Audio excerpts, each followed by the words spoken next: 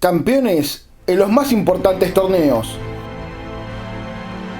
Organizadores de eventos multitudinarios.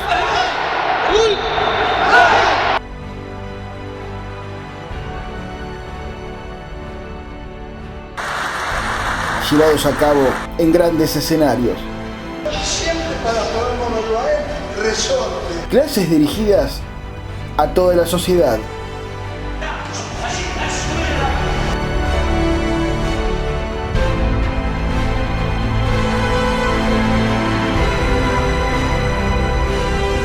El señor Osaka-san, presidente. Importantes espacios ganados.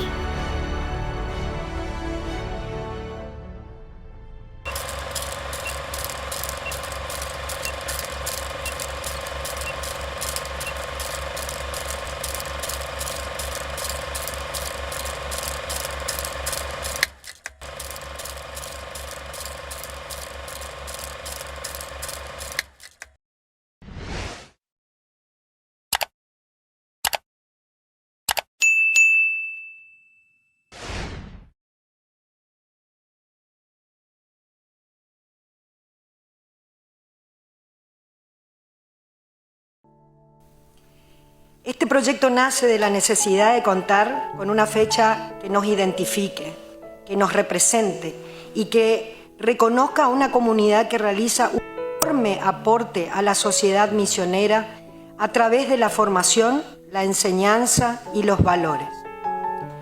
Cada 21 de mayo recordamos el fallecimiento del sensei Yoshihiro Matsumura, quien fuera el primer formador de artes marciales en la provincia de Misiones y una figura fundamental en la construcción de este camino que luego otras artes marciales emprendieron. Elegir esta fecha es también reconocer su legado.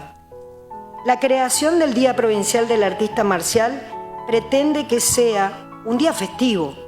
Se reconocerá la trayectoria y dedicación a maestros e instructores que logren marcar y dejar una huella en la enseñanza, como así también otorgar un reconocimiento a los talentos que cada disciplina presente en el alto rendimiento, que viene creciendo ya hace varias décadas, poniendo a Misiones en lo más alto del podio a nivel nacional e internacional.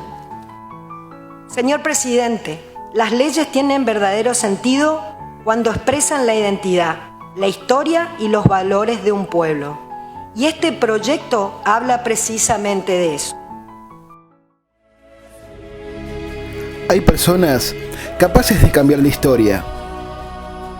Su obra es tan profunda que marca un antes y un después para generaciones enteras.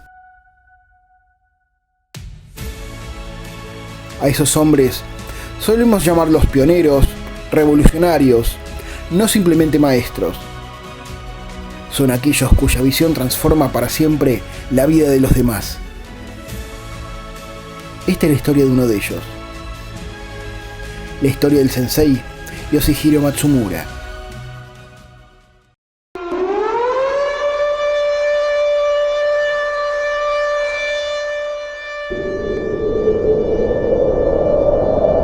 Nacido el 30 de enero de 1940 en Nagasaki, Japón, su infancia quedó marcada por uno de los episodios más dramáticos del siglo XX. Cuando tenía apenas 5 años, sobrevivió a los bombardeos atómicos sobre Hiroshima y Nagasaki, gracias a que su familia se encontraba refugiada en cuevas de las montañas cercanas. Aquella experiencia forjaría el carácter de quien, años después, dedicaría su vida a educar a través de las artes marciales. En 1954, con 14 años de edad, comenzó a practicar judo en el colegio Shinsei de Nagasaki. Su progreso fue extraordinario. Obtuvo el primer dan a los 17 años y ese mismo 1957 emigró a la Argentina, país que convertiría en su hogar definitivo.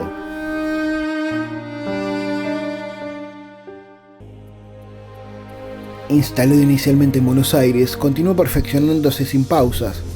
Alcanzó el segundo dan en 1961, el tercero en 1963 y el cuarto dan en 1966, consolidándose rápidamente entre los judokas más destacados del país.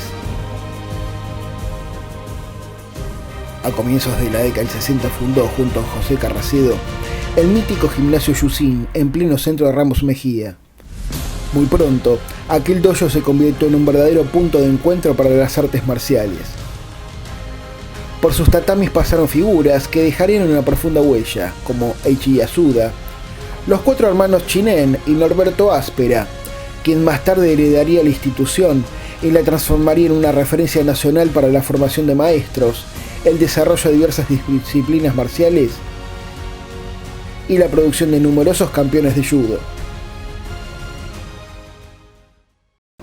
¿Usted considera que Matsumura es su maestro principal? Sí, yo era un segundo equipo, yo me hice con él toda mi trayectoria. ¿En qué año comenzó con el maestro Matsumura? En el 64, más o menos. En el propio Yusin. Sí. ¿Y en la calle? Alsina 182. ¿Y cómo era Yusin en ese momento? Era un galpón y con techo de chapa, 2 aguas, que todavía existe. ¿Y cómo se da que hereda Yusin? Bueno, el profesor Matsumura tenía toda su familia allá, sus padres, sus hermanos, tenía un cultivo de té. Estamos hablando de Misiones. Misiones, sí. Y entonces él decide ir a vivir a Misiones. Cuando decide ir a volver a Misiones, quedaba el gimnasio y solo uno más graduado eran Roberto Lázaro y yo. Claro. Y él nos encomienda que sigamos con el gimnasio y ahí nos hacemos cargo del gimnasio. Estuvimos un tiempo juntos, después por razón de trabajo Lázaro se retira y quedo a cargo de Yusin solamente, ¿no? ¿Cómo es heredar un gimnasio que ya tenía nombre en ese momento, con alumnos ya preparados como el maestro Matsumura? Sí, ¿Fue y aparte llegamos a competir juntos con él, por equipo. Él y sus alumnos, 4 o 5 que éramos nosotros, competimos. ¿Cómo fue a nivel nacional? Salimos campeones nacionales por equipo. ¿Qué año?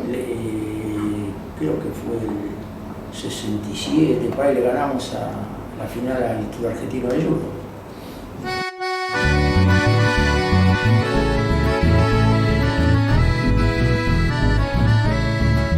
Pero el destino todavía le reservaba su obra más trascendente. En 1966 decidió radicarse definitivamente en Posadas, provincia de Misiones. Ahí inició una tarea que cambiaría para siempre la historia de las artes marciales en el nordeste argentino. El 8 de agosto de ese mismo año fundó el Instituto Matsumura, la primera academia de judo de la provincia. Funcionaba en el gimnasio del profesor de educación física Teófilo Horisberger, ubicado por entonces sobre la calle Jujuy, entre Córdoba y Bolívar. Desde ese lugar comenzó una verdadera revolución silenciosa. No solo enseñó judo, impulsó el crecimiento de todas las artes marciales, alentando y acompañando a nuevos instructores para que abrieran sus propias escuelas y multiplicaran la enseñanza en toda la región. Su vocación también alcanzó el ámbito institucional. Introdujo la enseñanza de la defensa personal y trabajó junto al Instituto Provincial del Deporte, la Policía de Misiones, el Liceo Policial y la Escuela de Policía, formando durante décadas a generaciones de efectivos y docentes. Mientras construía el judo misionero, Matsumura también dominaba los tatamis argentinos. Fue campeón nacional durante varios años consecutivos. Alcanzó las semifinales del Campeonato Mundial de México en 1969 y más tarde conduciría al seleccionado argentino como director técnico. Ese mismo año fue convocado como profesor del Instituto Provincial del Deporte de Misiones. Desde 1971 continuó además dictando clases de judo y defensa personal en el Liceo Policial y en la Escuela de Policía de Misiones. Con el paso del tiempo, su figura trascendió los resultados deportivos para convertirse en un verdadero referente de la educación, la dirigencia y la formación de valores.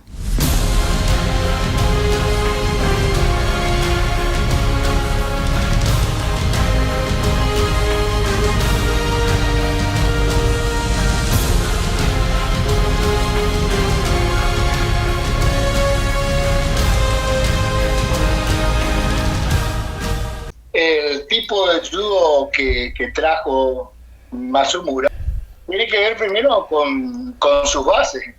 Él comienza en Japón en 1954, él a la edad de 14 años en la escuela secundaria de la provincia de Nagasaki, Japón, empieza a practicar judo. En 1957 obtiene el primer dan en el colegio Shinsei de la provincia de Nagasaki. Ahí viaja en el 57 a Argentina y se radica primeramente está en Buenos Aires y después en 1966 se radica definitivamente en Misiones. Es importante hacer esta aclaración porque hay que ser muy objetivo. Respetamos la línea, pero tenemos que acordarnos que el Sensei Matsumura es japonés.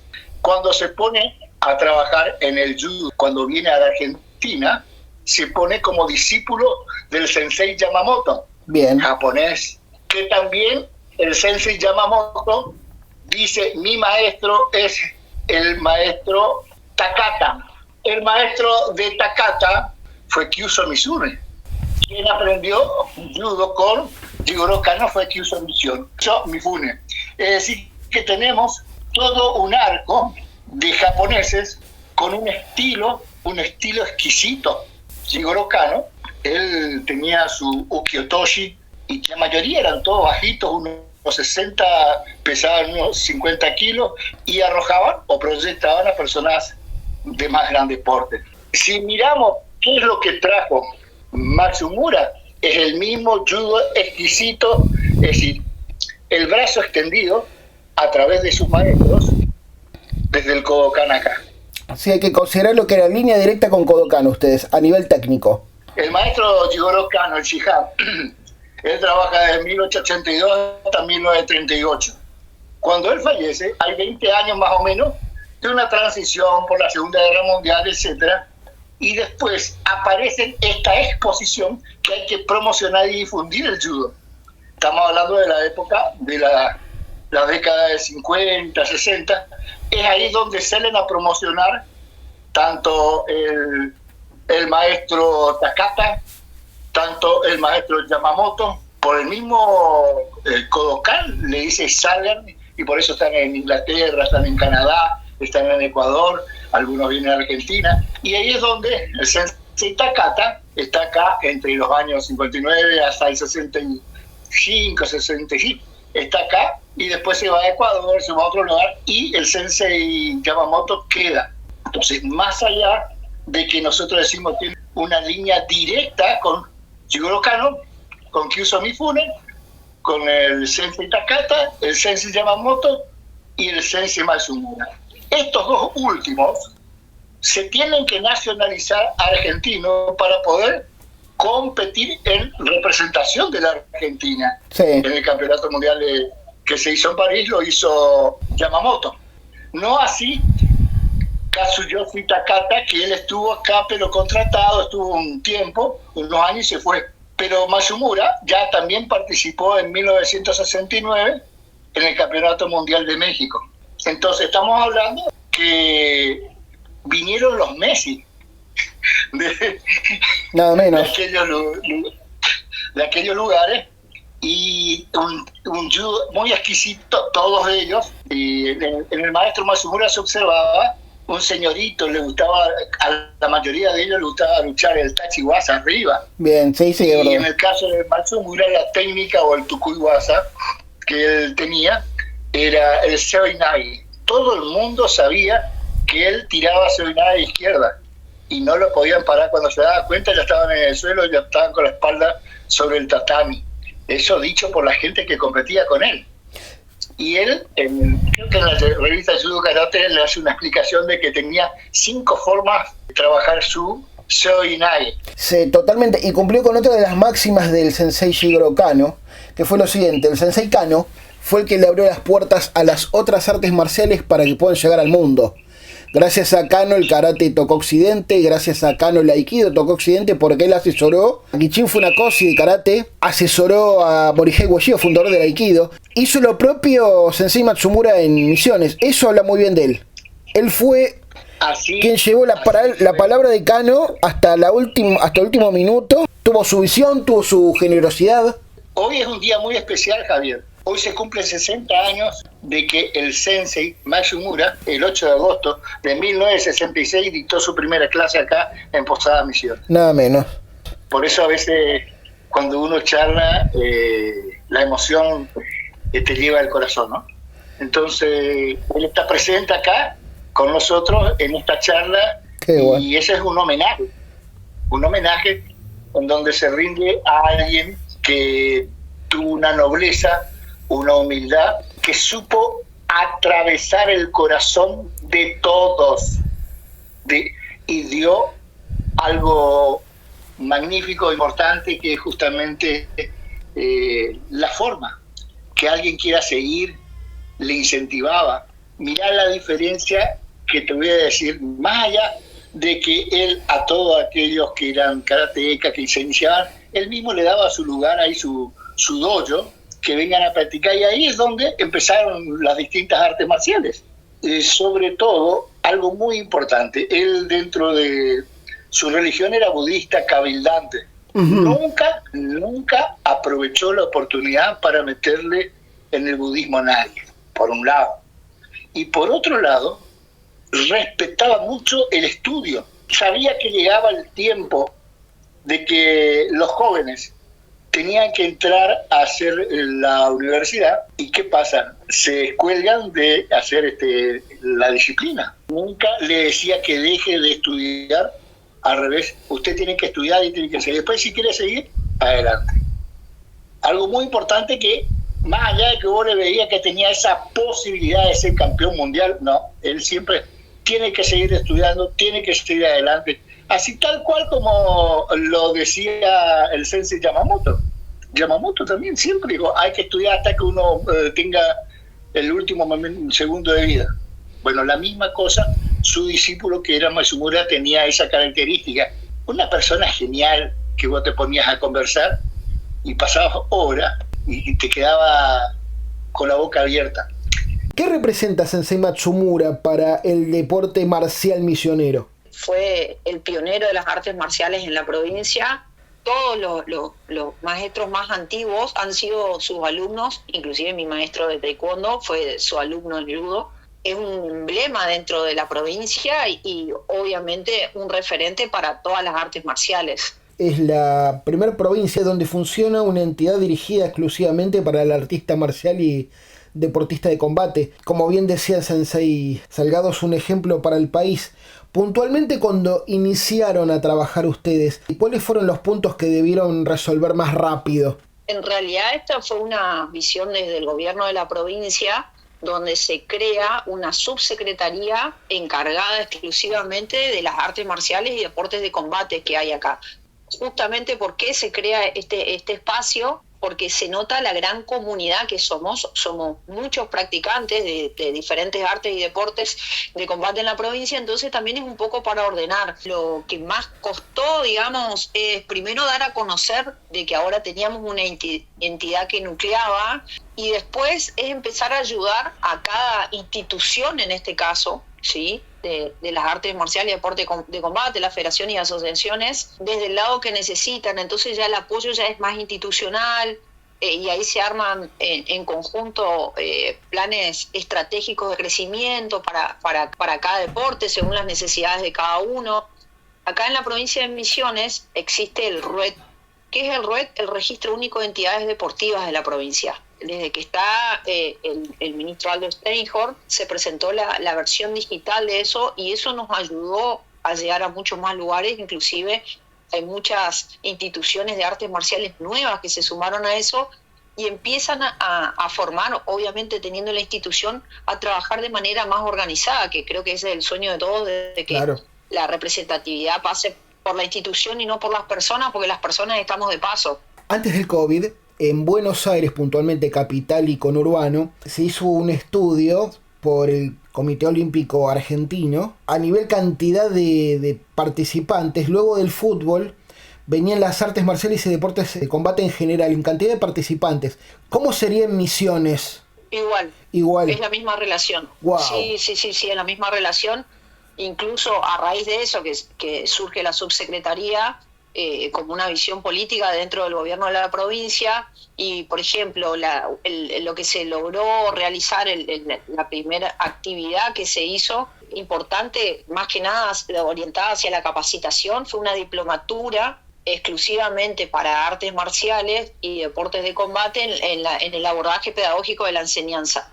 Y eso se trabajó con la Facultad Nacional de Misiones, con la Universidad Nacional de Misiones, desde la Facultad de Humanidades. Entonces fue un hito porque hubo más de 60 personas que finalizaron esa diplomatura, incluso dentro de la Facultad de Humanidades fue una de las más importantes a nivel números. También a raíz de ese gran impacto se realizó el lanzamiento de una tecnicatura de artes marciales y deporte de combate, también a través del gobierno de la provincia, en el IMES, que es el Instituto Misionero de Enseñanza Superior, que depende del gobierno, y eso es de manera gratuita, digamos, no hay que pagar para cursar la tecnicatura. Yo la estoy cursando también, y eso somos unos privilegiados, pero también porque hay una visión desde el Estado de acompañar este crecimiento, y tal cual vos lo decías, ¿sí? O sea, después del fútbol, las artes marciales y deporte de combate son la actividad más practicada. Porque antes de sentarme a hablar con usted, estuve leyendo acerca suyo para conocerla mejor. Pasó por todos los puestos, fue, bueno, por supuesto, alumna de taekwondo, instructor de taekwondo, presidente de la Federación Misionera, ocupando un cargo a nivel provincial. ¿A qué punta para futuro, Sabonín? Y la idea es seguir creciendo. Siempre me gustó la gestión deportiva. Hoy también me estoy formando no solo en la parte de gestión deportiva, sino también en la parte de gestión y administración de políticas públicas. Entendemos que la gestión desde el lugar que nos toque evolucionó un montón, y para eso también hay que estar en constante capacitación. Y bueno, voy por ese lado acompañando en este caso al gobernador de nuestra provincia en la gestión, en todo lo que podamos sumar. Y yo creo, teniendo esa experiencia y viendo también, tenemos la suerte de haber podido viajar un montón con nuestro arte marcial, de conocer otros lugares, cómo se manejan otros espacios. Nosotros en la provincia somos privilegiados de poder tener todo esto. El lugar donde estamos acá en la subsecretaría, la oficina está acompañada por un colchón olímpico de lucha, un tatami olímpico de judo, los pisos de 23 milímetros para taekwondo, karate. Tenemos infraestructura deportiva, que eso también ayuda al crecimiento de la actividad, sí. Se llega, y eso pertenece al gobierno de la provincia, y siempre se comparte y a las instituciones cuando tienen que realizar sus torneos, tenemos eventos importantes, entonces se acompaña, y eso entendemos cuando uno está del otro lado que es una ayuda muy importante. Leyendo una entrevista que le hicieron, me pareció muy interesante, me gustaría si se puede explayar mejor. Su maestro, el maestro Méndez, dijo que el futuro del taekwondo ITF en la provincia estaba en manos de la mujer, que él consideraba que eran las mejores manos. Me pareció muy interesante. Sí, en realidad es increíble la cantidad de practicantes mujeres, ¿sí?, que hay en las artes marciales. Creo que hay un furor, eso se ve en todo el país. En mi época de competencia, yo acá dentro de la provincia no tenía tantas mujeres, entonces tenía que viajar a los entrenamientos que había en Buenos Aires, a compartir entrenamientos con el seleccionado, porque acá no podía tener roce porque no había tantas chicas. Eso me pasó cuando uno empezó a hacer cinturón negro. Y el maestro Méndez lo habla del lado de que hay muchas mujeres practicando y tienen por ahí ese don de la enseñanza. Entonces, hoy nos complementamos un montón, antes éramos muy pocas, o sea, dentro de la provincia las mujeres destacadas, por supuesto que está María Virginia Dionisi, que hoy actualmente está residiendo en Bélgica, es parte del comité técnico de la ITF, está la diputada provincial Alicia Salesac, estoy yo trabajando en la subsecretaría, después tenemos a Karina Alonso, que es otra maestra, hablando propiamente de lo que es lo nuestro, que es taekwondo, sí. Y así cada arte marcial dentro de la provincia tiene sus referentes mujeres, que son mujeres que vienen trabajando un montón, y ese mismo caso se da, y en taekwondo en particular, Carlos siempre lo ve desde ese lado, de que la mujer, la cantidad de mujeres que están practicando, hace también que llegue a más lugares. Yo creo que acá hay lugares que por ahí uno ni se imagina la geografía de Misiones, que es una geografía de picada, zonas donde a veces llueve y es de muy difícil acceso, y el taekwondo ITF llega, en este caso, ¿viste? Y así, si no hay taekwondo, en todos los municipios que tenemos hay artes marciales. Entonces, estamos presentes y eso se ve. Durante la década del 60, Argentina recibió una nueva corriente inmigratoria que aportaría no solo nuevas familias y costumbres, sino también una cultura y unas artes marciales prácticamente desconocidas hasta ese entonces en nuestro país. En 1956 y 57 arribaron 13 militares norcoreanos, prisioneros de guerra a quienes se les ofreció la posibilidad de emigrar a otro continente. Más tarde, en 1962, llegaron por vía terrestre algunos migrantes provenientes de Bolivia y Paraguay. Por eso, cuando en 1965 desembarcó el primer contingente oficial de inmigrantes coreanos, ya existían familias coreanas establecidas en el país. Entre 1965 y fines de la década del 80, nuevos contingentes llegaron a la Argentina. Eran principalmente familias que inicialmente se asentaron en colonias agrícolas del interior y que progresivamente también se instalaron en los grandes centros urbanos. Esta migración formaba parte de las políticas de población impulsadas por el gobierno de Corea, que promovía la llamada emigración en grupo, destinada a establecer familias en distintas regiones del país. En Buenos Aires, la comunidad comenzó a concentrarse en determinados barrios y zonas, como Villa Soldati, Villegas, Ciudadela y el Bajo Flores. Con el tiempo, el barrio Rivadavia se convertiría en uno de los principales núcleos de la comunidad coreana en la ciudad, conocido entre sus integrantes como Baekgu. Entre aquellos inmigrantes había médicos, profesores universitarios y secundarios, técnicos, religiosos, empleados públicos y trabajadores administrativos. Pero junto con sus profesiones, sus costumbres y sus tradiciones, también trajeron algo que sería fundamental para nuestra historia: sus artes marciales. El Hapkido fue la primera en llegar. Cuando hablamos del Hapkido, normalmente se reconocen dos grandes tendencias: una de carácter más duro, directo y lineal, y otra más circular, dinámica y fluida. Ambas corrientes se desarrollaron en Corea durante el siglo XX, en un contexto histórico profundamente marcado por la ocupación japonesa y por los acontecimientos que rodearon a la Segunda Guerra Mundial. La ocupación japonesa de Corea, iniciada formalmente en 1910 y extendida hasta 1945, significó un periodo de fuerte asimilación cultural. La lengua, las tradiciones y distintas expresiones de la identidad coreana fueron restringidas, mientras que la cultura japonesa adquiría una presencia dominante. En ese contexto, las artes de combate coreanas atravesaron un periodo de transformación y, en algunos casos, de ocultamiento.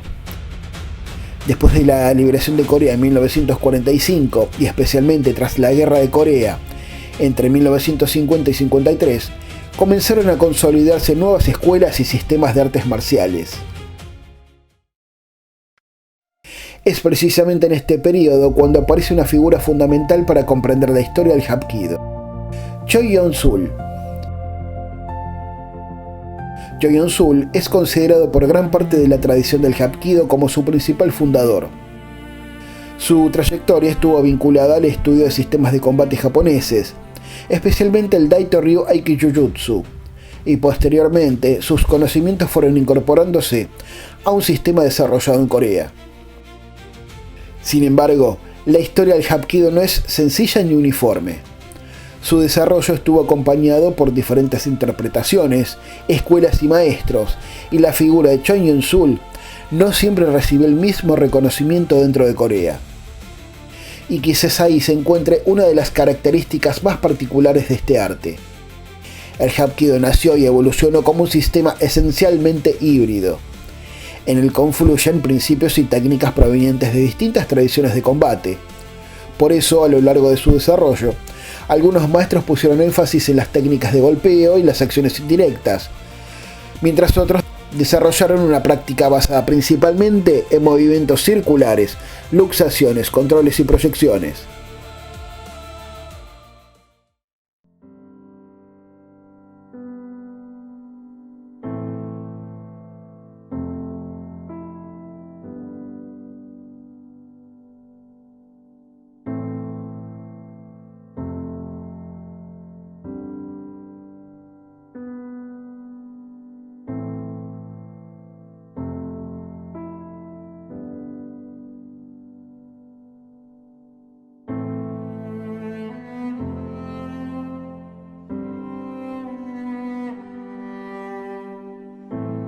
Y fue así como, en 1966, llegó desde Corea quien se convertiría en el introductor del Hapkido en Argentina, el maestro Sung-Ning Lee, quien por entonces ostentaba el grado de tercer dan. Comenzó a enseñar en un local ubicado sobre la avenida Corrientes, entre Talcahuano y Libertad. Más tarde continuó sus clases en el Club Ciudadela Norte. Su particular estilo de movimiento y su personalidad hicieron que rápidamente comenzara a ser conocido con un apodo que lo acompañaría durante años: el Lince. La gracia de sus movimientos, combinada con la velocidad y la fiereza de su técnica, despertó el interés de numerosos practicantes. Y junto con él, comenzó a hacerse conocido también un nombre que hasta entonces prácticamente no existía en nuestro país: Hapkido. Tiempo después, llegó a la Argentina el profesor Chon Ho Lee, séptimo dan, quien tomó a su cargo a muchos de los alumnos formados por Sung-Ning Lee. Para entonces, el lince había alcanzado el quinto dan, pero comenzaba a alejarse progresivamente de la enseñanza debido a dificultades personales. Entre sus alumnos más antiguos surgirían los primeros argentinos en alcanzar el grado de instructor. Uno de ellos fue Alberto Russo, quien en 1971 instaló su propia academia en Adrogué. El otro fue Héctor Alderete, quien se radicó en Río Gallegos, llevando consigo una disciplina que con el tiempo encontraría ahí un terreno especialmente fértil.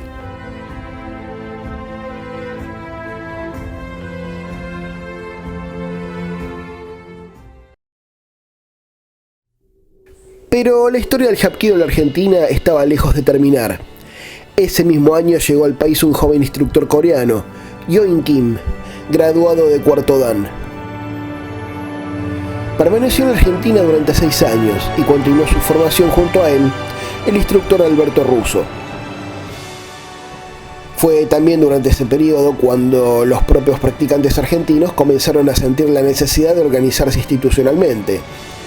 Así nació la Asociación Argentina de Hapkido, impulsada por los profesores Alberto Russo, Delbene y Lagier, quienes buscaron darle una estructura formal a la disciplina que ya comenzaba a extenderse por distintos puntos del país. Junto con el profesor Kim había llegado también otro instructor coreano, Yang Ki-sin, enviado como representante de la región Tenrikyo de origen japonés.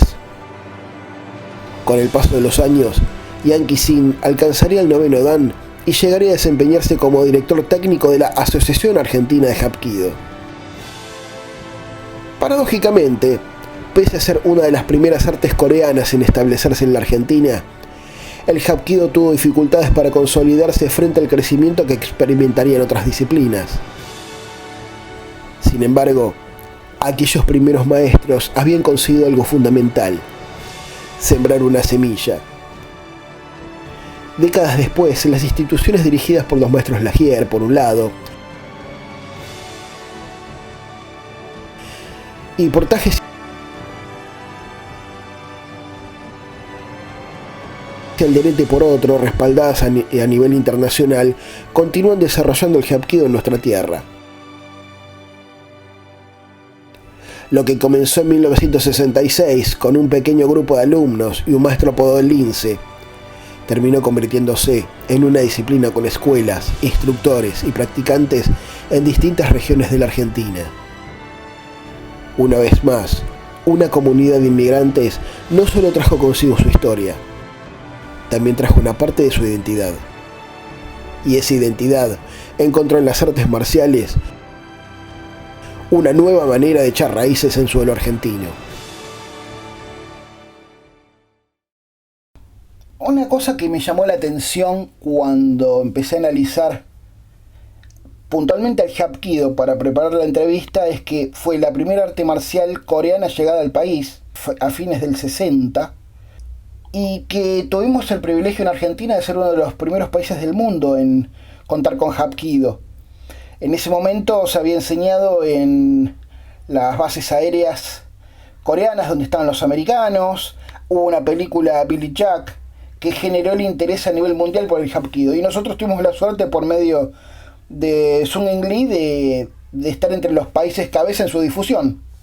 Cuando se hizo la película Billy Jack, la fuimos a ver con el maestro Sung-Ning Lee en un cine de barrio, no me acuerdo bien. Era una sensación hermosa ver lo que nosotros estábamos practicando reflejado ahí en la pantalla, ¿no? Un Andare Doliochagui, ¿viste? Una cosa así, ¿viste? Y bueno, y Bon Son-han, creo que era el maestro que hacía de doble, ¿no? Sí. Digamos, ahí que actuó en esa película, era Bon Son-han, que fue un gran maestro de artes marciales de Hapkido que la difundió en Estados Unidos.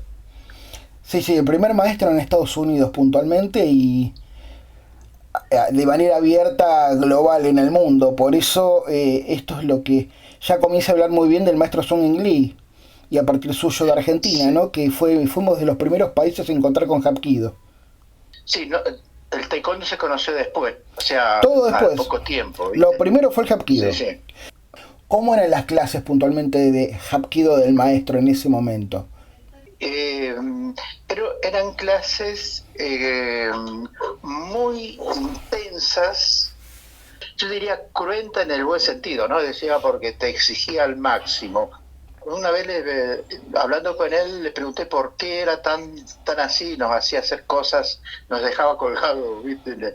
En una cadena, ¿viste? Teníamos ese tipo de entrenamiento, nos llevaba al campo a entrenar al aire libre y todo ese tema, y nos decía de que era para entrenar, elevar el umbral del dolor, no solamente físico, sino que era para en la vida soportar las injusticias, soportar los temas, ¿viste? que son complicados para la vida.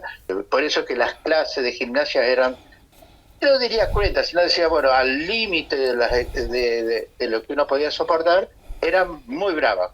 ¿Y ese Hapkido cómo era puntualmente? Bueno, con todos los golpes de mano y basado también en muchas técnicas de defensa personal, ¿no? Sobre articulaciones, lanzamientos y demás. Era mucho del combate. Aparte, Sung In Lee, él en su forma, él le decían el lince, era por su forma de luchar. Era una velocidad y una potencia que eran increíbles para aquel entonces, ¿no? Bueno, esas clases se ha suavizado mucho, hay cuestiones que ya no se hacen y demás, ¿no? Ahondando en la vida del maestro Sung In Lee, ¿quiénes fueron sus maestros? ¿Cómo fue su formación? ¿Qué le contó? El maestro de Sung In Lee, yo tengo ese apellido Ri, y la escuela era de Busan Chelukwang, en Corea. Y alguna vez él me mostró alguna foto de su maestro, era una persona mayor, estaba en una isla, bueno. Pero él, donde aprendió, en una localidad en Corea que se llama Busan. Bien, aparte estaba, en ese momento todavía el Hapkido estaba en formación a nivel institucional, o sea, la escuela era más personal. Yo calculo que el Hapkido se empezó a armonizar en los años 50, tengo entendido, bueno, pero no estaban organizados, se empezaron a organizar creo que un poco después. Cuando el maestro dejó de dar clases, usted, varios compañeros suyos, fueron con otro maestro coreano. Mi cuestión personal, yo empecé en el año 67 con el maestro Sung In Lee, y él me enseña hasta el año 74, hasta febrero del 74, que es cuando yo ahí me vengo a Río Gallego. Bien. Él deja de enseñar y yo me vengo a Río Gallego, él me acompaña, él viene conmigo. Y en octubre del 75 me trae el título, digamos, un diploma, todo ese tema, acá en Río Gallego. Así como el maestro Sung In Lee es un pionero, usted también tiene esa misma denominación. En Río Gallegos no existía el arte marcial en general cuando usted llegó. ¿Cómo empezó a...? ¿Cómo hizo que la gente se abriera a usted? Porque uno lee la historia de las artes marciales en el mundo, las primeras veces es gente que no es comprendida. ¿A usted le habrá pasado lo mismo? Sí. Bueno, acá, mira, yo por un tema personal y de cuestiones a mi vida, bueno, elijo radicarme en Río Gallego Y en ese momento lo que era esta ciudad, que ahora es una ciudad pujante, hermosa, y en ese momento recién estaban poniendo el gas. Bueno, te imaginas que estamos bien en la periferia de la patria, ¿viste? Olvidado por todo. Bueno. El Doyen del fin del mundo, parafraseando una obra literaria. Sí. Yo vine acá y conocí unos amigos, una gente conocida de acá, que sabían que yo daba hapkido, y ¿cómo se llama? Y me pidieron que entrenáramos.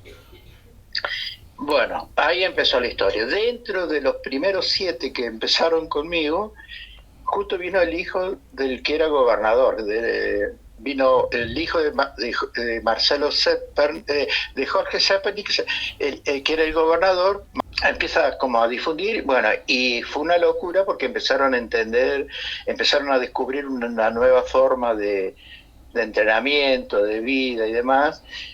Por eso es que en la actualidad la asociación en Río Gallego, el hapkido es muy conocido, es algo como que está ya naturalizado, como que es acá de la zona. ¿Entendés? O sea, acá vos hablas de hapkido, Tom Dax enseguida te llevan a la calle Zapiola. Después bueno. Tenemos la institución, tenemos un gimnasio propio, tenemos todas nuestras instalaciones, y hay diversas actividades en base al hapkido, ¿no? Y tengo entendido que usted enseñó en la policía también. Sí, en un principio lo hice yo, después lo hicieron unos alumnos míos.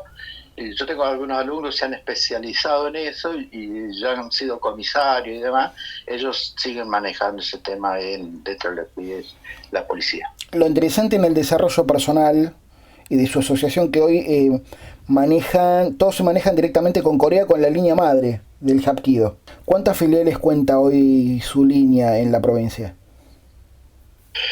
En la provincia, todo lo que se están practicando dentro de la asociación, si bien hay cuestiones hay unas experiencias en Río Gallego, Wow. otras cosas en Los Antiguos y en Calafate, los que están en contacto con nosotros, todos dependen de la asociación de Río Gallego. El Tai Chi Chuan nació en China como un arte de combate. Con el paso de los siglos, sus movimientos comenzaron a incorporar principios filosóficos y conceptos vinculados a la salud y al equilibrio del cuerpo. Aquello que alguna vez estuvo ligado principalmente a la autodefensa fue transformándose en una práctica donde el movimiento, la respiración, la concentración y la búsqueda del equilibrio adquirieron un papel fundamental. Pero llevar este arte al mundo occidental no fue sencillo. Sus formas tradicionales podían ser extensas y complejas, y para quienes recién comenzaban a acercarse a ellas, la cantidad de movimientos podía convertirse en una verdadera barrera.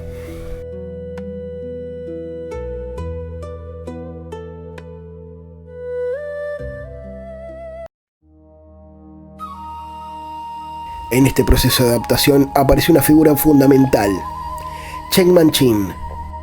Nacido en Yongjia, China, Cheng fue un verdadero erudito. Cultivó diferentes disciplinas, entre ellas la poesía, la pintura, la caligrafía, la medicina tradicional china y las artes marciales. Su acercamiento al Tai Chi Chuan estuvo especialmente vinculado al estilo Yang. A partir de sus conocimientos y de su propia interpretación, desarrolló una forma reducida de 37 movimientos, que permitió acercar la práctica a un número mucho mayor de personas. Su propuesta conservaba los principios esenciales del Tai Chi, pero reducía considerablemente la extensión de las formas tradicionales. El método de Cheng Man-chin tendría una enorme influencia en Occidente, particularmente a partir de su llegada a Nueva York a comienzos de la década del 70. Pero la expansión del Tai Chi hacia Occidente había comenzado mucho antes. Dos mujeres tuvieron un papel pionero en este proceso: Sofía Delsa y Gerda Guedes.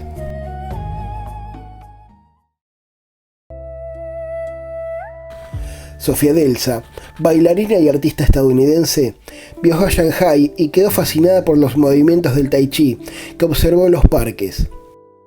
Estudió con maestros chinos y posteriormente comenzó a enseñar la disciplina en Nueva York, convirtiéndose en una de las primeras personas en presentar formalmente el Tai Chi Chuan al público estadounidense. En Europa, una trayectoria similar tuvo Gerda Geddes, de origen británico y vinculada también a la danza. Conoció el Tai Chi durante su permanencia en China.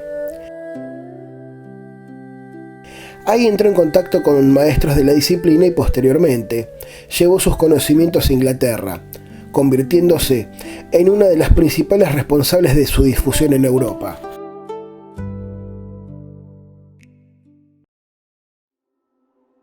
Mientras el Tai Chi comenzaba lentamente a abrirse camino en Occidente, en Argentina ocurriría algo que, durante mucho tiempo, pasó prácticamente desapercibido. Y nuevamente sería una mujer quien abriría el camino. Hacia 1965, Felicitas Epstein comenzó a practicar y enseñar Tai Chi Chuan en Buenos Aires. Estudiante de la Universidad del Salvador, vinculada al estudio de la cultura oriental, se acercó a la disciplina a través de Sensing Go, agregado cultural de la Embajada de Taiwán en Argentina. Go le enseñó la forma Yang de 37 movimientos, asociada a la escuela de Chen Manqing, y llegó incluso a regalarle material bibliográfico y películas de enseñanza del maestro. Felicitas estudiaba minuciosamente ese material y luego lo compartía con sus alumnos. Sus clases eran muy diferentes de las que hoy podemos imaginar. No existían grandes escuelas ni gimnasios especializados. Recibía a sus alumnos en el living de su departamento de la calle Anchorena, o cuando el clima lo permitía, en la terraza. No tenía horarios rígidos. Quienes querían aprender podían acercarse y practicar con ella. Su historia personal hizo todavía más particular aquella enseñanza. A raíz de un accidente, Felicitas tenía una importante dificultad para desplazarse y necesitaba utilizar muletas. No podía ejecutar por sí misma todos los movimientos de la forma, especialmente aquellos que exigían determinados trabajos de piernas o elongaciones. Pero aquello no le impidió enseñar. No podía mostrar todos los movimientos, pero podía verlos, comprenderlos y sobre todo, enseñarlos. Desarrolló una enorme capacidad pedagógica. Observaba, explicaba y corregía con precisión cada movimiento. Su conocimiento del idioma chino, la pintura y otras disciplinas vinculadas a la cultura oriental enriquecían todavía más sus clases. Felicitas Epstein fue de esta manera una de las primeras personas en transmitir el Tai Chi Chuan en Argentina, y lo hizo en una época en la que prácticamente nadie sabía qué era aquello que estaba enseñando. En 1969 apareció otro nombre fundamental: Pablo Daudinsky. Durante 4 años había vivido en China como profesor de español en la Facultad de Lenguas Occidentales de la Universidad de Beijing. Fue ahí donde tuvo su primer contacto con el Tai Chi. Daudinsky padecía desde hacía tiempo molestias estomacales. Sus colegas le recomendaron comenzar a practicar Tai Chi en uno de los patios de la universidad. La experiencia tuvo un efecto tan positivo sobre él que continuó practicando durante los años siguientes. Y cuando regresó a Argentina, decidió transmitir aquello que había aprendido. Es así que en 1969 comenzó a enseñar Tai Chi Chuan Peida en la librería Signo, ubicada en Esmeralda 1048 en Buenos Aires. Más adelante, las clases también se trasladaron al Jardín Andaluz en el Rosedal de Palermo. Ese mismo año se incorporó como alumno Andrés Lucas Valdés, impulsor de los sistemas de pugilato chinos en Argentina, quien continuaría con la enseñanza y difusión del Tai Chi Qigong Beida. En 1975 publicó el libro Tai Chi Chuan como ejercicio, forma de Pekín. La obra se convirtió en uno de los primeros libros dedicados al Tai Chi publicados en lengua española. Y un año más tarde, en 1976, comenzó a enseñarlo públicamente en el Planetario de Buenos Aires. Imaginemos aquella Argentina. No había maestros chinos enseñando Tai Chi de manera estable. No existían revistas especializadas de artes marciales. No había torneos, grandes demostraciones, ni escuelas dedicadas exclusivamente a estas disciplinas. Tampoco existían las películas, las series o los programas de televisión que décadas después ayudarían a popularizarlas. El Tai Chi Chuan comenzó a crecer de una manera completamente diferente. En silencio. Un pequeño grupo de personas se reunía simplemente porque encontraban en aquellos movimientos algo que los atraía. Mientras tanto, quienes pasaban por el lugar observaban con curiosidad a aquellos hombres y mujeres que se movían lentamente, como si estuvieran realizando una extraña ceremonia. Nadie podía imaginar entonces que aquellas pequeñas reuniones estaban dando los primeros pasos de una nueva historia, porque detrás de aquellos movimientos lentos y silenciosos estaban haciendo, en la Argentina, una nueva forma de entender las artes marciales. Las artes marciales internas chinas comenzaban así su propio camino. Un camino que, como tantas otras disciplinas que llegaron al país durante aquellos años, empezó casi sin que nadie lo notara, pero que con el tiempo dejarían una huella profunda. El Tai Chi Chuan hoy, ¿cómo está considerado, Sifu? Bueno, a través del desarrollo y la promoción que en su inicio le dio Li Tianqi, el patriarca del Tai Chi Chuan moderno, que a pedido del gobierno chino se armaron formas nuevas para la salud. Entonces, una generación de maestros chinos que llegaron al occidente y en la Argentina después de los años 80 en además, que lo difundieron, por decirlo de alguna manera, un Tai Chi más liberal y dedicado más a la salud, que con el tiempo se denominó Tai Chi terapéutico. De hecho, el primer modismo que se utilizó fue Tai Chi gimnástico. Luego, en forma posterior de los años 80 en adelante, cuando la difusión fue mayor en el occidental, le fue agregando Qigong, pero se mantuvo con un principio de arte marcial, como siempre, en las escuelas tradicionales, y hoy en día está dividido en la tercera opción, que es la deportiva. En un principio, la deportiva tuvo un crecimiento a través de realizaciones de eventos que le fueron dando un marcos, y hoy en día el Tai Chi es un deporte olímpico a través de los Juegos Olímpicos que se van a dar inicio en el mes de octubre.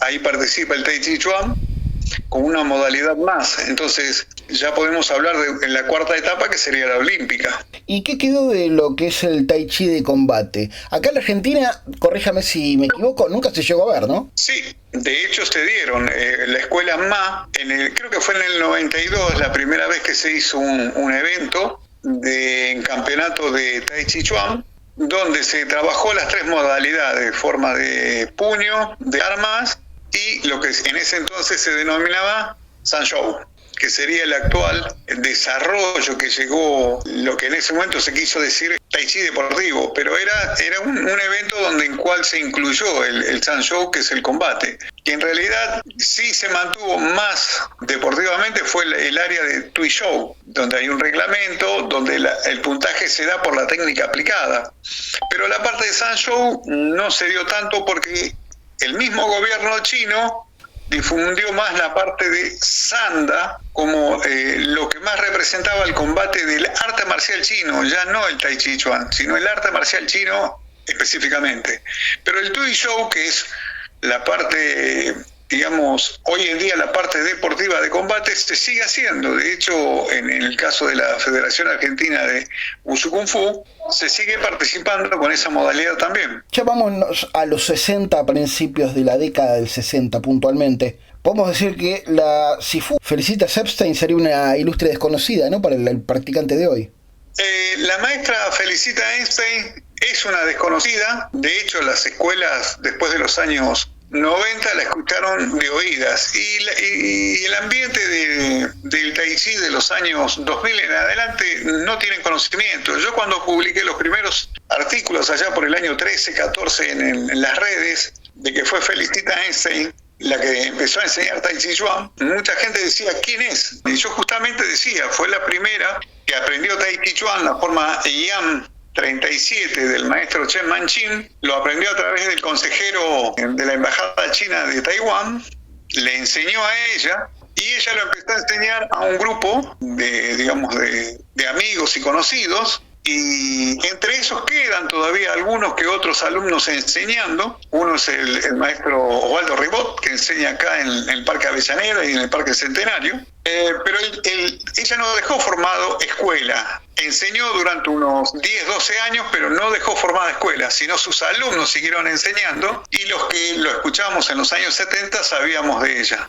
Felicitas Epstein en sus comienzos, era una estudiante de Ciencias Orientales de la Universidad del Salvador, era muy versada en esa materia. Primero, sus alumnos eran de la Universidad del Salvador, propiamente dicho, es lo que se conoce de la historia, lo poquito que hoy queda, ¿no?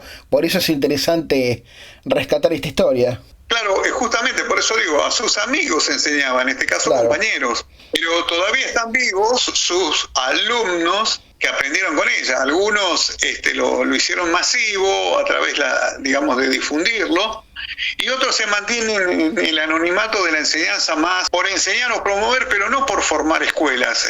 Ella no dejó escuela, sus alumnos tampoco dejaron escuela. Enseñan por difundirlo porque les gusta la actividad, pero no por hacer una institución.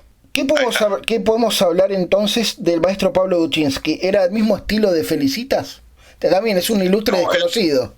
El maestro Pablo Duchinsky fue profesor de castellano en la Universidad de Pekín y aprendió a mediados de la década del 60 Tai Chi Chuan, netamente gimnástico, denominado Pei Ta. Cuando vuelve a la Argentina en el año 69, lo empieza a enseñar en la Galería Pacífico, y lo enseñó hasta el año 75, cuando ya lo dio por difundido, porque cuando en sus inicios él tenía problemas estomacales y le dio resultados, sanó esas enfermedades, entonces lo vino a difundir acá en la Argentina. ¿Dejó alumnos?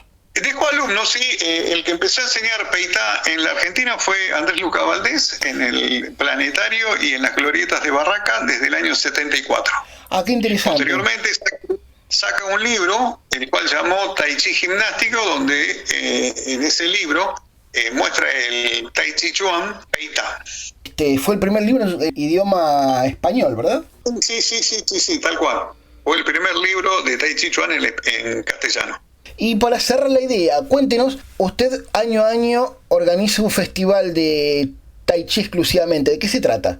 Bueno, el asunto fue así. Siempre, en todos los eventos que he ido desde los años 90 en adelante, había eventos específicos de Tai Chi Chuan, pero todos hablaban de hacer muestras de cada uno de sus los profesores que eran partícipes de esos eventos. Pero viendo de que no había conocimiento de la historia del Tai Chi Chuan en la Argentina, en el año 2007 tuve una charla con el maestro Yuen Hun Min y con la maestra Johanna Meyer, donde yo le decía que había una necesidad hacer la muestra de Tai Chi de cada una de las escuelas que quisieran participar y hablar de la historia, porque si no, esa información que yo estaba recibiendo y que me había dedicado a agrupar y a tener escrita, se iba a perder. Entonces, en el año 2007 hicimos la Convención Argentina de Tai Chi Chuan, donde participaron 5 escuelas. En esa primera convención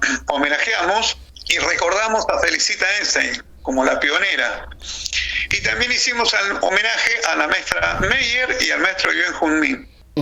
Y en forma progresiva, con el tiempo, fuimos homenajeando a todos los pioneros de los años 60, llámese Pablo Duchinsky, posteriormente al maestro Ma, y así sucesivamente hasta el día de hoy, que ya el año que viene se va a cumplir 20 años de la Convención Argentina de Tai Chi Chuan, y desde el año 15 en adelante estamos homenajeando a los maestros que están vivos de Tai Chi Chuan. Y en este momento los homenajes son a todos los maestros de los años 80. Así también homenajeamos a las madres que acompañan a los hijos a los eventos de Tai Chi. Hemos homenajeado el Tai Chi Chuan y la mujer.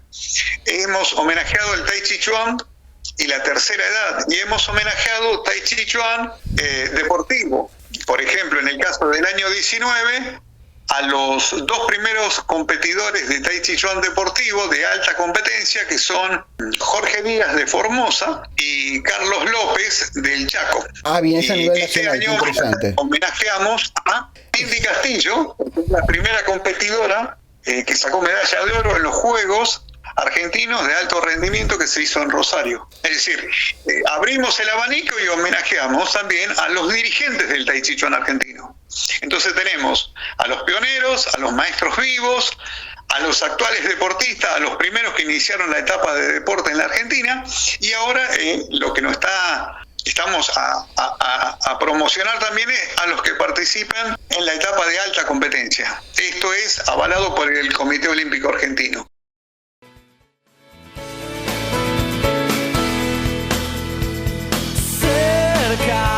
Rosario siempre estuvo cerca, tu vida siempre estuvo cerca, y esto es verdad. Rosario, cuna de la bandera nacional. A lo largo de su historia, la ciudad aportó una enorme riqueza a nuestra cultura, nuestra música, nuestra literatura y también al deporte. El judo forma parte de ese legado con representantes que llegaron a vestir los colores argentinos en los Juegos Olímpicos.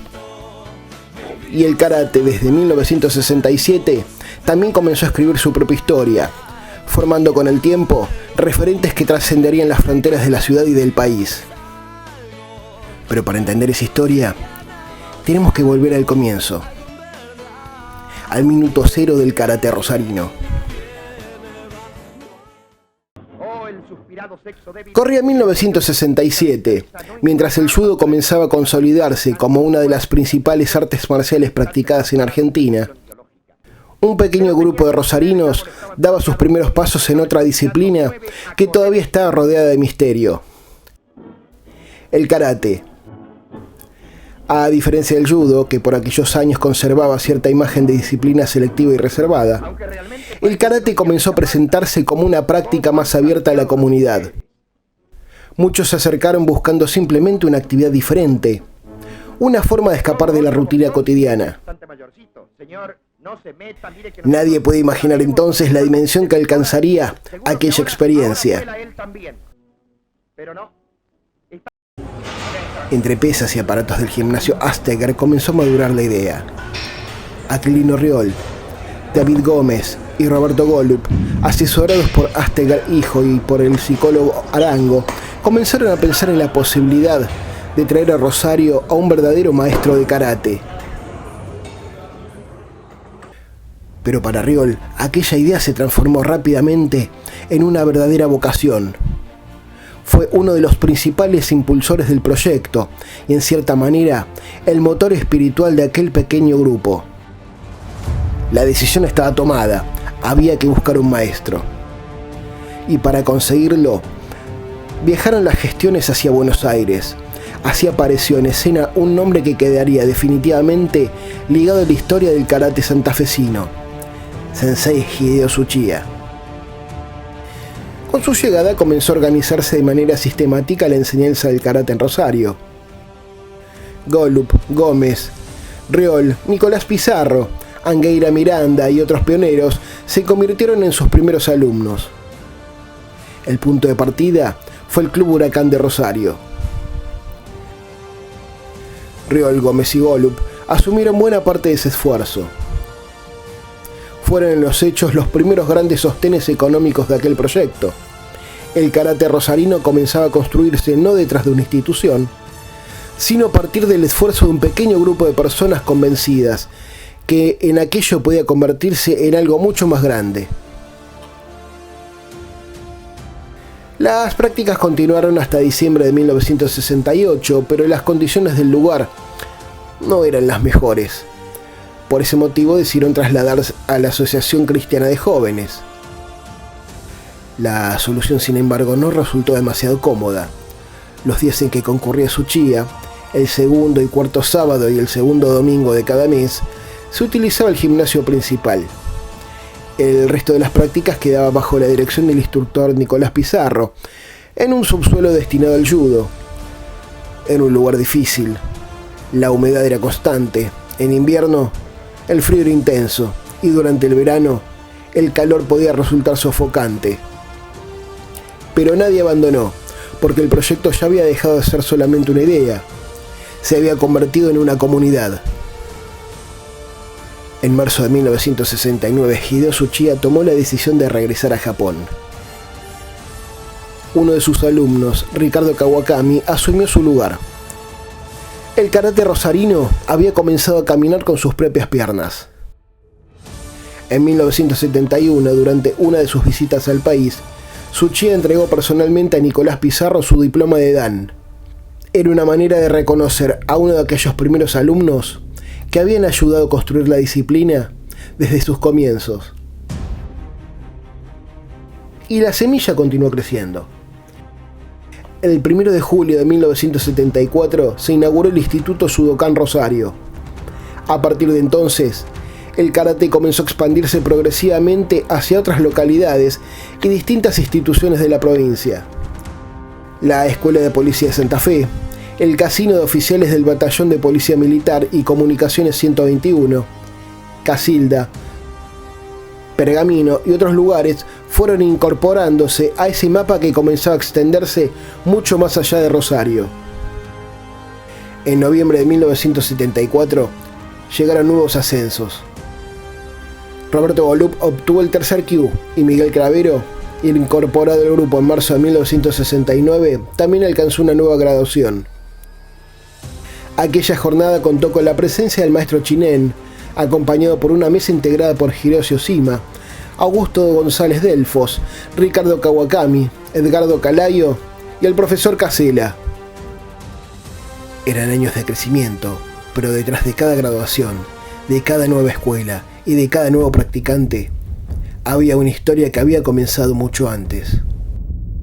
Había comenzado en un gimnasio, entre pesas y aparatos, con un pequeño grupo de rosarinos que se preguntó qué pasaría si lograban traer un verdadero maestro de karate a la ciudad.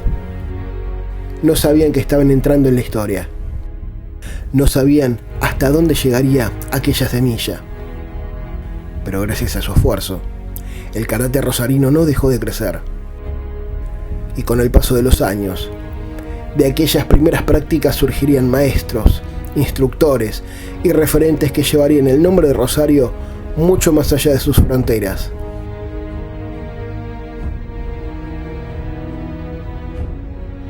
Pero esa historia te la cuento más adelante.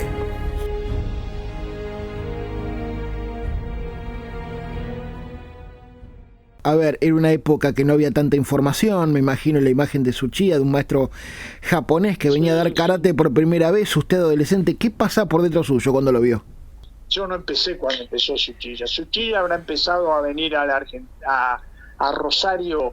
Bien. Con un grupo que ya estaba armado, como usted vio que dice la revista, que es verdad, estaba el doctor Arango, Golup Gómez y Riol, y Angueira Miranda, fueron los que lo trajeron. Yo empecé karate, él vino en mayo y yo empecé en julio, pero era el único menor porque estaba prohibido para menores, o me dijeron cuando fui a preguntar.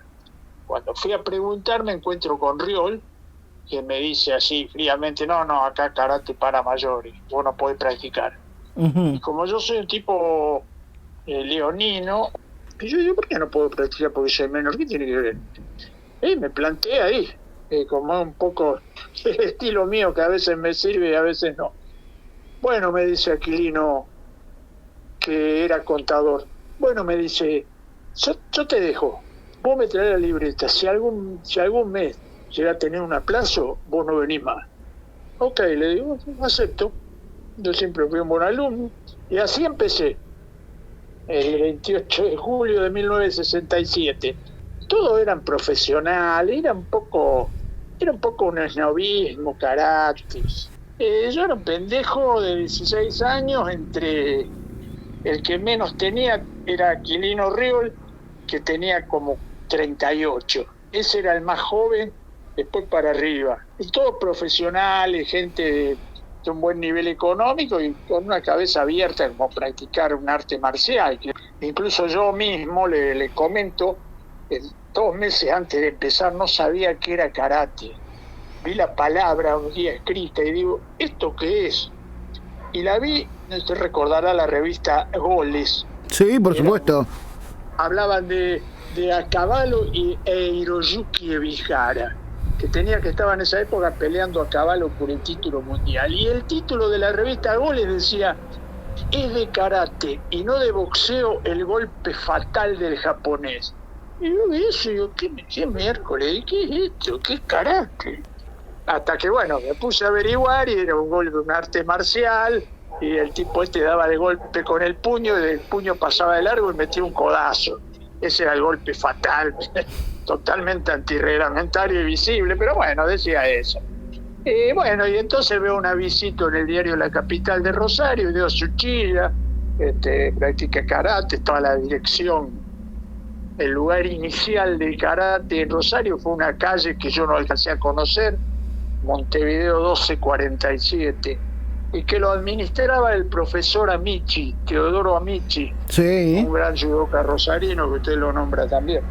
Fui ahí, el día que quise empezar ahí ya no estaban más, estaban en el Club Huracán.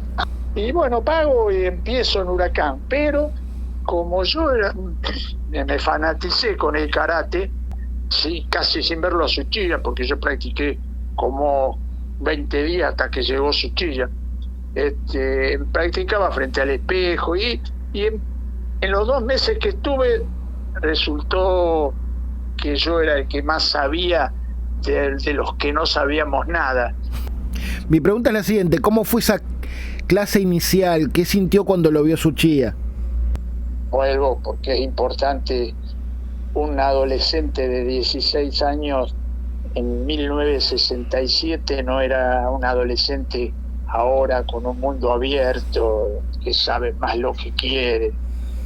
Bueno, fue verlo y vi a alguien como de una energía superior, vi a alguien que me podía llevar a donde quería, dentro de mi pequeña ignorancia o gran ignorancia, vi a alguien que me podía movilizar internamente. Lo veía por el lado del karate, a ser más fuerte, pero en el fondo que me podía llevar hacia ser más fuerte, pero hacia un camino de mejorar yo. Frase que el sensei Tsuchiya era muy adicto, que me quedó grabado, si no fue la primera vez, la dijo la segunda. Yo antes de enseñarle a pelear contra alguien, tengo que enseñarle a pelear contra ustedes mismos, contra ese demonio asesino que vive en sus almas. Esas fueron las palabras del sensei Tsuchiya. Además, como usted menciona en el video anterior, era una persona extremadamente culta, educada, manejaba filosofía oriental, se podía hablar con él. Yo hablé muy poco porque, bueno, estuve 2 años con él y venía semana por medio. Íbamos a cenar con el sensei y bueno, y le partí amablemente, como dice también Taborda, era así, era una persona totalmente extrovertida, gustaba de los chistes, respetuoso. Bueno, y después otra cosa que tuve con Tsuchiya me incitó a irme del grupo con sus cosas orientales que yo no conocía. Tsuchiya me pedía que dé la clase, cuando él se iba me dejaba todo anotado y cuando volvía miraba, decía, no, ¿quién enseña acá? Y yo decía, yo sensei. Claro, usted no sabe nada, que iba a enseñar y no sabe nada. Toda la semana que volvía me decía lo mismo. Y llegué a pensar, digo, yo me voy. Pero algo en mí me dijo, pero es verdad que yo no sé nada. Dice la verdad. Lo que pasa que no tiene otra, porque si no deja a alguien que dé la clase, cuando vuelve están en el mismo camino que lo dejó cuando se fue. Entonces lo entendí y después entendí, también no estaba invitándome a irme, pero estaba probando si yo me bancaba que algo se me pare adelante o me creía que era el superhéroe de karate. Lo estaba probando. Después tengo una anécdota muy cómica del sensei Tsuchiya. él tenía una katana de 450 años que la trajo a Rosario y que estaba prohibido sacarla de Japón porque están consideradas monumento nacional. Sí, es verdad. Cuando tienen cierta antigüedad. Era herencia de su familia porque él era descendiente de samurái. La trae a Rosario y bueno, ¿no? Hace unas pequeñas demostraciones de Iaido y encima nos cuenta que los samuráis se escondían en los arrozales, en esa posición sentados sobre los empeines, con la mano en la katana, y cuando venía el caballo con el jinete sacaban la katana y daban un corte abajo a las dos manos del caballo y un corte arriba al cuerpo del jinete, y lo demostraba en el aire, y agarra y dice: ¿qué se pone para que yo muestre? Todos los grandes se borraron, cuando lo vieron mover la katana, y yo levanté la mano y me puse. Me pone ahí, primero me dice, bueno, me decía Pizarrón. Bueno, Pizarrón decía, usted el caballo, se ponga hacia abajo. Entonces explicaba, y me pone al lado y más o menos a la altura de mi cabeza, que era a la altura de mi rodilla, porque yo estaba sentado sobre el empeine, saca la katana y me la para con una velocidad impresionante, me la habrá parado a 5 centímetros del cuello, no más. Bueno, dice, ahora parado, ahora el jinete. Y me paró y después me lo hizo de nuevo, pero conmigo parado. Bueno, después la trajo esa vez, después no la trajo más. Yo experimenté ser como su sparring, cosa que con mi casi niñez no tuve miedo en ponerme ahí adelante cuando lo vi moverse, porque cuando lo vi mover la katana. Y otra anécdota que tengo espectacular, en una de las primeras exhibiciones tenía que romper 2 pulgadas de madera, que la teníamos frente a 1 pulgada grande. Y la teníamos entre todos, teniendo, uno le tenía la muñeca a otro, nos explicó que nos adelantemos un poco la fuerza del brazo cuando venía el golpe para que no se hunda la madera. Bueno, todo eso, y había una exhibición y había bastante gente. Y ¡pum!, le pega. Y nosotros seguíamos teniéndola y lo mirábamos con más fuerza gigante, como diciendo, bueno, se la vamos a tener bien. Y nos dice, muy argentina, no, se me acerca al oído y me dice, está rota, boludo. Y hacemos con la muñeca un movimiento y la había quebrado. Nosotros ni nos enteramos. Bueno, esas son pequeñas anécdotas que corregía, y las clases de él, después siguió el Sensei Kawakami, nunca fueron menos de 2 horas y media. ¿Quiénes fueron los primeros cinturones negros de la provincia? ¿O hablamos de Rosario puntualmente? Y fueron cuando otros estilos, de los que no puedo hablar porque no tengo ningún conocimiento, recién empezaban, nosotros ya teníamos cinturones negros. Y bueno, después de mí, en el 72, Cravero fue cinturón negro que siguió, y después los alumnos de Cravero, uno está viviendo en Italia y enseña, se llama Amílcar Coronel, un gran karateca y una gran persona, y el otro Gerardo Pimentel, que vive acá en la Argentina, un experto en kata también. Y los alumnos míos eran Miguel Sánchez, lamentablemente fallecido, al igual que Javier Montequín, también fallecido. Esos fueron los primeros cinturones negros después de Cravero y yo. ¿Cuáles fueron los primeros dojos? Los primeros dojos fueron, bueno, el primero fue el Club Huracán. Después del Club Huracán pasamos a la Asociación Cristiana. De la Asociación Cristiana se abrió el Club Atlantic Sportmen, que enseñaba Cravero, que aún era Q, pero como era nuestra ley, enseñábamos porque no había otra. De la Asociación Cristiana nos fuimos al Instituto Shugokan, también duró 3 años. Cravero y yo enseñábamos juntos, yo enseñaba martes, jueves y sábado, Cravero enseñaba lunes, miércoles y domingo y viernes, y a veces en la semana teníamos un día donde juntábamos a todos los alumnos y hacíamos una práctica general.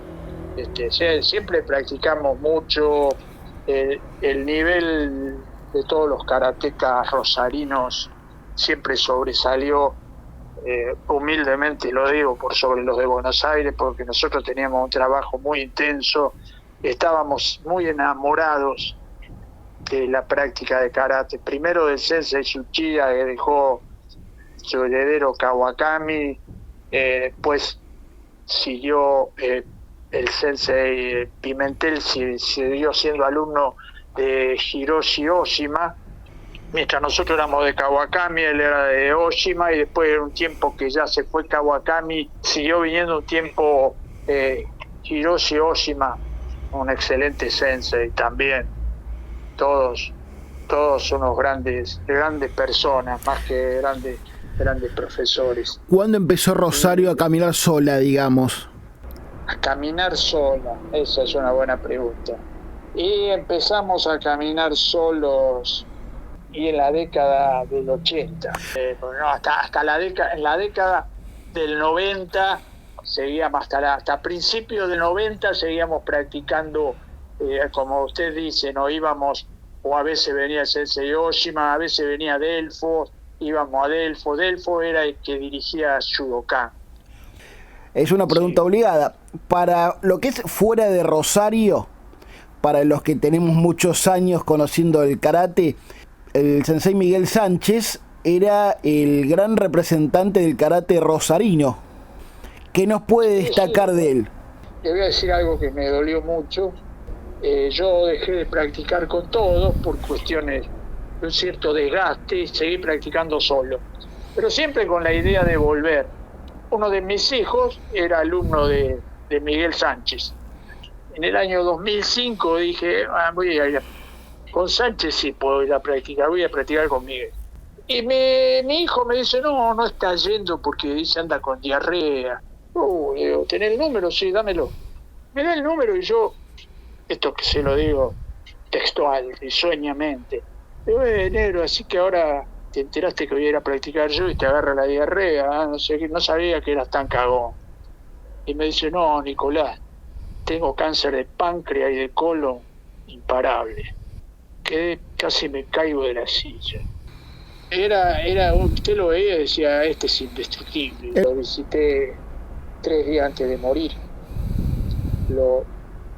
Era pura cabeza y rodilla. No se podía mover, había que llevarlo.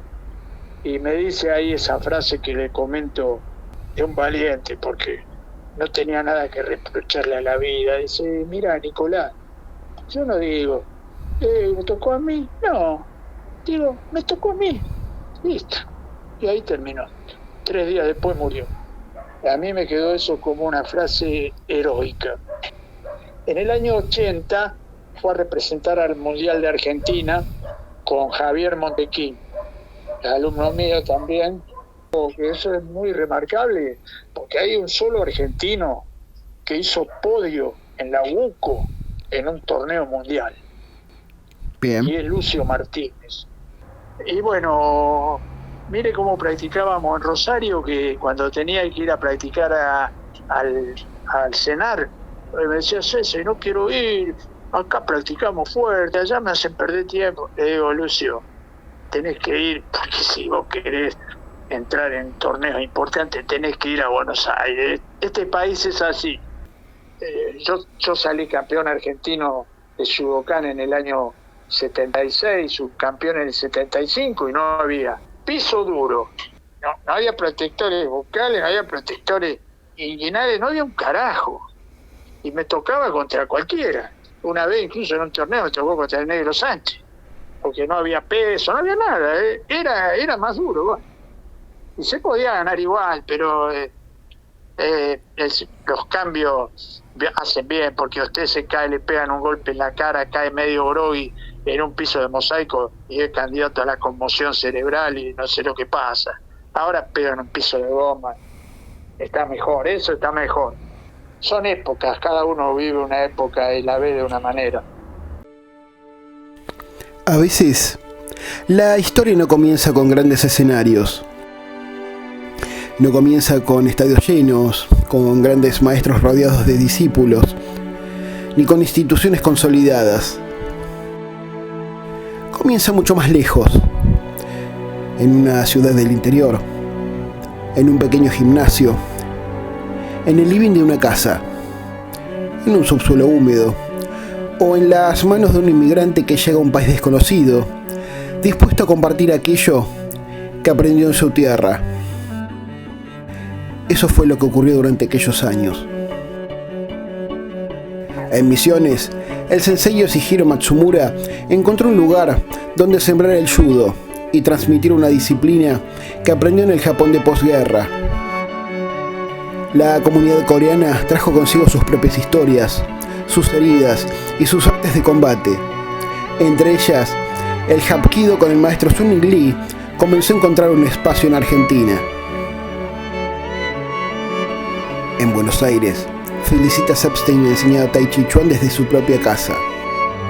A pesar de sus limitaciones físicas, encontró la manera de transmitir lo que su cuerpo ya no podía mostrar completamente. Pablo Daundinsky hizo lo mismo desde otro camino. Después de conocer el Tai Chi en China, regresó al país y comenzó a enseñarlo cuando prácticamente nadie sabía qué era aquella disciplina. En Rosario, Aquilino Riol, David Gómez, Roberto Golub y Nicolás Pizarro apostaron por un maestro japonés llamado Hideo Tsuchiya. Tuvieron que pagar sus viajes, su alojamiento, su enseñanza, entrenar en lugares incómodos, soportar el frío, la humedad y el calor. Y aún así, continuaron. Todos ellos fueron distintos, sus disciplinas fueron diferentes, sus historias también. Pero hubo algo que los unió: la decisión de transmitir. Porque las artes marciales no se expandieron en la Argentina solamente por quienes llegaron desde otros países. Se expandieron gracias a quienes estuvieron dispuestos a aprender, a enseñar, a sostener una práctica y sobre todo, a pasarla a la siguiente generación. Aquellos pioneros quizás no sabían que estaban construyendo historia. No tenían cámaras siguiéndolos. No tenían redes sociales. No tenían grandes campañas de difusión. Muchas veces ni siquiera tenían un lugar adecuado donde entrenar. Pero siguieron adelante. Por eso sus historias son tan importantes. Porque detrás de cada dojo, de cada maestro y de cada practicante que apareció después, hubo alguien que alguna vez tuvo que dar el primer paso. El episodio 6 nos deja esta enseñanza. Las artes marciales no llegaron a la Argentina de una sola vez. Llegaron de muchas maneras, en distintos momentos, a través de diferentes culturas. Y sobre todo, a través de personas. Personas que trajeron consigo una tradición y encontraron aquí un lugar donde continuarla. Y cuando una tradición encuentra a alguien dispuesto a transmitirla, deja de pertenecer solamente a su tierra de origen. Comienza a formar parte de una nueva historia. La historia de las artes marciales en Argentina. Te espero en el episodio 7.